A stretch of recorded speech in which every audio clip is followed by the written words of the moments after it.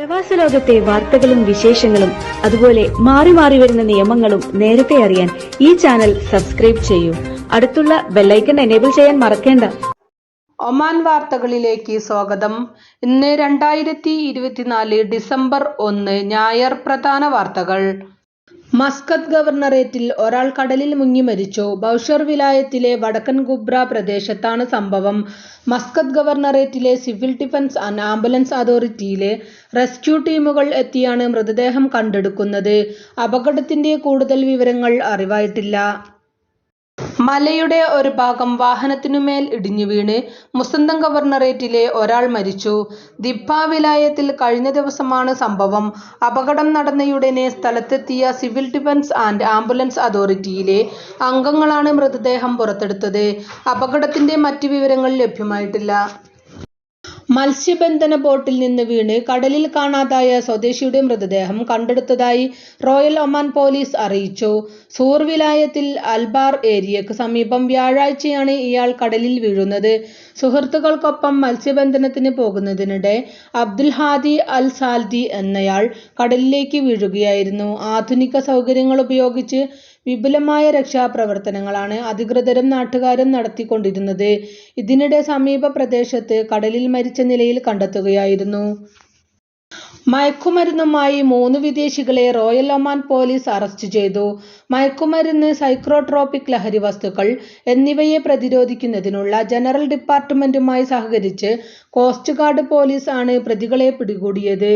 Asian രാജ്യങ്ങളിൽ നിന്നുള്ളവരാണ് പിടിയിലായത്. ഇവരിൽ നിന്ന് 40 കിലോ ക്രിസ്റ്റൽ മെത്ത്, കഞ്ചാവ്, 19,000 സൈക്രോട്രോപിക് ഗുളികകൾ എന്നിവ കണ്ടെടുത്തു. കസ്റ്റഡിയിലെടുത്ത വ്യക്തികൾക്കെതിരെയുള്ള നിയമ നടപടികൾ അധികൃതർ പൂർത്തിയാക്കി വരികയാണ്. തലസ്ഥാന നഗരിയിലും സമീപ പ്രദേശങ്ങളിലും ശനിയാഴ്ച നേരിയ ഭൂചലനം അനുഭവപ്പെട്ടു. റിക്ടർ സ്കെയിൽ 2.3 തീവ്രത രേഖപ്പെടുത്തിയ നേരിയ ഭൂചലനം ആമിറാത്ത് വിലായത്തിൽ രാവിലെ 11:06 ആണ് ഉണ്ടായതെന്ന് സുൽത്താൻ ഖാബൂസ് യൂണിവേഴ്സിറ്റിയിലെ ഭൂകമ്പ നിരീക്ഷണ കേന്ദ്രം അറിയിച്ചു. മസ്കത്ത് നഗരത്തിൽ നിന്ന് ഏകദേശം 8 കിലോമീറ്റർ തെക്കുപടിഞ്ഞാറായി ഉപരിതലത്തിൽ നിന്ന് 10 കിലോമീറ്റർ താഴ്ചയിലാണ് ഭൂകമ്പത്തിന്റെ പ്രഭവ കേന്ദ്രം. Muscat, Ruwi, Mutrah, Wadi Kabir, Darsait, Amerat, സിതാബ്, MBD area, CBD area, Rex road തുടങ്ങിയ സ്ഥലങ്ങളിലും ഭൂചലനം അനുഭവപ്പെട്ടതായി പ്രദേശവാസികൾ പറഞ്ഞു. എന്നാൽ ആളപായം ഒന്നും റിപ്പോർട്ട് ചെയ്തിട്ടില്ലെന്ന് അധികൃതർ വ്യക്തമാക്കി. അതേസമയം ഭൂചലനം അനുഭവപ്പെട്ടത് ജനങ്ങളിൽ പരിഭ്രാന്തി പരത്തി. ഭൂചലനം അനുഭവപ്പെട്ട പല സ്ഥലങ്ങളിലും താമസ കെട്ടിടങ്ങളിൽ നിന്നും തൊഴിലിടങ്ങളിൽ നിന്നും വാണിജ്യ കേന്ദ്രങ്ങളിൽ നിന്നുമെല്ലാം ആളുകൾ പുറത്തേക്കിറങ്ങി. മത്ര സൂക്കിലടക്കം ആളുകൾ പരിഭ്രാന്തരായി പുറത്തിറങ്ങി നിൽക്കുകയും ചെയ്തു. 2-3 സെക്കൻഡ് മാത്രമാണ് അനുഭവപ്പെട്ടതെങ്കിലും കെട്ടിടം നേരിയ തോതിൽ കുലുങ്ങിയിരുന്നുവെന്ന് പ്രദേശവാസികൾ പറഞ്ഞു. മലയാളികളടക്കം ഏറെയുള്ള പ്രദേശങ്ങളിലാണ് ചലനം അനുഭവപ്പെട്ടത്. പലരും ആശങ്കയുമായി സമൂഹമാധ്യമങ്ങളിൽ എത്തുകയും ചെയ്തു. മത്രയിൽ ചലനം നല്ലവണ്ണം അനുഭവപ്പെട്ടതായി മലയാളികളടക്കമുള്ള പ്രവാസികൾ പറഞ്ഞു. ഇന്ന് കുവൈത്തിൽ ആരംഭിക്കുന്ന GCC ഉച്ചകോടിയിൽ സുൽത്താൻ ഹൈതം ബിൻ താരിഖിന്റെ പ്രതിനിധിയായി മന്ത്രിസഭാ കൗൺസിൽ ഉപപ്രധാനമന്ത്രി സയ്യിദ് ഫഹദ് പങ്കെടുക്കും. മന്ത്രിമാരുൾപ്പെടെ ഉന്നതതല സംഘവും ഒമാൻ സംഘത്തിലുണ്ടാകും. ഉച്ചകോടിക്ക് മുന്നോടിയായി GCC മന്ത്രിതല കൗൺസിൽ യോഗം കഴിഞ്ഞ ദിവസം നടന്നിരുന്നു. രാജ്യങ്ങളുടെ വികസനം, മേഖലയിലെ പൊതുകാര്യങ്ങൾ തുടങ്ങിയ വിഷയങ്ങൾ ചർച്ച ചെയ്യുന്ന ഉച്ചകോടിയിൽ കഴിഞ്ഞ ഉച്ചകോടിയിലെ തീരുമാനങ്ങളുടെ അവലോകനവും നടക്കും. ഒമാൻ സാംസ്കാരിക കായിക യുവജന മന്ത്രാലയം മത്രയിൽ സംഘടിപ്പിച്ച റെനീൻ സമകാലിക കലാമേളയ്ക്ക് തിരശീല വീണു. റെനീന്റെ പ്രഥമ പതിപ്പാണ് മത്രയുടെ വിവിധ ഭാഗങ്ങളിലായി അരങ്ങേറിയത്. മത്ര പോലീസ് സ്റ്റേഷൻ പരിസരം, ബൈത്ത് അൽ ഘൂരി, ബൈത്ത് അൽ ഗുഞ്ചി, മത്ര കോട്ട എന്നിവിടങ്ങളിലായി വ്യത്യസ്ത പരിപാടികൾ അരങ്ങേറിയ ഫെസ്റ്റിവൽ ആയിരങ്ങളാണ് പങ്കെടുത്തത്. ലോകത്തിന്റെ വിവിധ ഭാഗങ്ങളിൽ നിന്നുള്ള 20ഓളം കലാകാരന്മാരാണ് റെനീന്റെ ഭാഗമായത്. സമാപന ദിവസമായ ഇന്നലെ കൂടുതൽ സന്ദർശകരെത്തിയിരുന്നു. വ്യത്യസ്ത കലാപരിപാടികളും പ്രദർശനങ്ങളും ഒരുക്കിയിരുന്നു. കലാപ്രകടനങ്ങൾ നടന്ന ഇടങ്ങളിലും ഇന്നലെ നിരവധി പേർ ആസ്വാദകരായി എത്തി.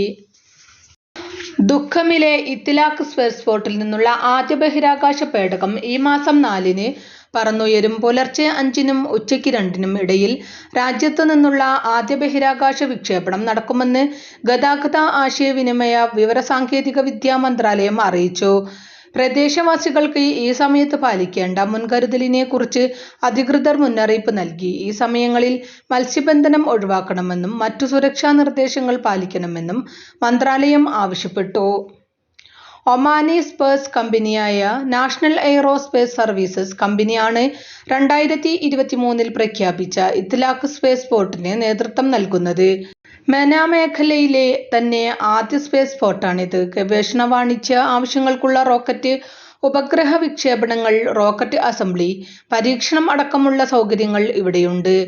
വിവിധങ്ങളായ ഗവേഷണ വികസന കേന്ദ്രങ്ങളുമുണ്ട്. ബഹിരാകാശ മേഖലയിലെ ഒമാന്റെ ഏറെ ശ്രദ്ധേയമായ സ്വകാര്യ സംരംഭങ്ങളിൽ ഒന്നാണ് ഈ പദ്ധതി. തുടക്കമെന്ന നിലയ്ക്ക് ശബ്ദമുള്ള ചെറിയ റോക്കറ്റുകളാണ് ഇത്ലാഖിൽ നിന്ന് വിക്ഷേപിക്കുക. കാലക്രമേണ സമഗ്ര സ്പേസ് പോർട്ടായി വളരാനുള്ള ശേഷി ഇത്ലാഖിനുണ്ട്. ചെലവ് കുറവ്, രാഷ്ട്രീയ നിഷ്പക്ഷത, കാരണമുള്ള സുരക്ഷ എന്നീ ഘടകങ്ങൾ കാരണമായി ഒമാനിൽ നിന്ന് ഉപഗ്രഹങ്ങൾ വിക്ഷേപിക്കുന്നതിന്റെ സാമ്പത്തിക ഗുണങ്ങൾ സംബന്ധിച്ച് കമ്പനികൾ തിരിച്ചറിഞ്ഞു തുടങ്ങും. അങ്ങനെ മറ്റ് പ്രദേശങ്ങളെ അപേക്ഷിച്ച് ഒമാനെ അവർ തിരഞ്ഞെടുക്കും. ഭൂമധ്യരേഖയ്ക്ക് അടുത്തുള്ള എന്ന ഒമാന്റെ ഭൗമശാസ്ത്രം വലിയ നേട്ടമാണ് ബഹിരാകാശ ദൗത്യങ്ങൾക്ക് പകരുക.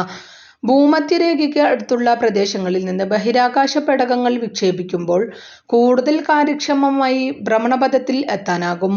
കുറഞ്ഞ ഇന്ധന ചെലവാണ് ഉണ്ടാകുക. അതിലൂടെ വിക്ഷേപണ ചെലവ് വളരെയധികം കുറയും. അതിനാൽ തന്നെ ഉപഗ്രഹ വിക്ഷേപണത്തിന് ഒമാന് പരിഗണനീയ സ്ഥാനമുണ്ടാകും. സ്പേസ് പോർട്ടിന്റെ സാമ്പത്തിക സാധ്യതയും വർദ്ധിക്കും. ഒമാനെ ആഗോള സ്പേസ് ഹബ്ബാക്കാൻ കഴിഞ്ഞ വർഷം ദേശീയ ബഹിരാകാശ പദ്ധതി മന്ത്രാലയം പുറത്തിറക്കിയിരുന്നു. ഇതിലൂടെ ദേശീയ GDPയിലേക്ക് ഡിജിറ്റൽ സമ്പദ്ഘടനയുടെ സംഭാവന ഊർജിതമാക്കാനും ലക്ഷ്യമുണ്ട്. പദ്ധതി ആരംഭിച്ചത് മുതൽ സ്പേസ് മേഖലയിൽ 20 മില്യൺ റിയാലിന്റെ നിക്ഷേപം വന്നതായി മന്ത്രാലയം ഈ വർഷം അറിയിച്ചു. ഒമാനിലെ ബർഖ മേഖലയിലെ മലയാളി കൂട്ടായ്മയായ കേരളീയം ബർഖ മുൻകാല വോളിബോൾ കളിക്കാരെ ആദരിക്കുന്നു. ഡിസംബർ 6-ന് അൽ-ഖൂദിലെ മിഡിൽ ഈസ്റ്റ് കോളേജ് ഗ്രൗണ്ടിൽ വെച്ചു നടക്കുന്ന ബർഖ വോളി 2024 സീസൺ 1ന്റെ ഭാഗമായിട്ടാണ് മുൻകാല വോളിബോൾ കളിക്കാരെ ആദരിക്കുന്നതെന്ന് സംഘാടകർ അറിയിച്ചു. 1 മുഴ നീള ദിവസം നീണ്ടുനിൽക്കുന്ന രീതിയിൽ വളരെ വിപുലമായ ബർഖ വോളി 2024 സീസൺ 1 സംഘടിപ്പിച്ചു വരുന്നതെന്ന് ഭാരവാഹികൾ അറിയിച്ചു. ഇതോടുകൂടി ഇന്നത്തെ വാർത്തകളും വിശേഷങ്ങളും ഇവിടെ അവസാനിക്കുന്നു. കൂടുതൽ വാർത്തകളും വിശേഷങ്ങളുമായി നാളെ കാണാം. നന്ദി, നമസ്കാരം.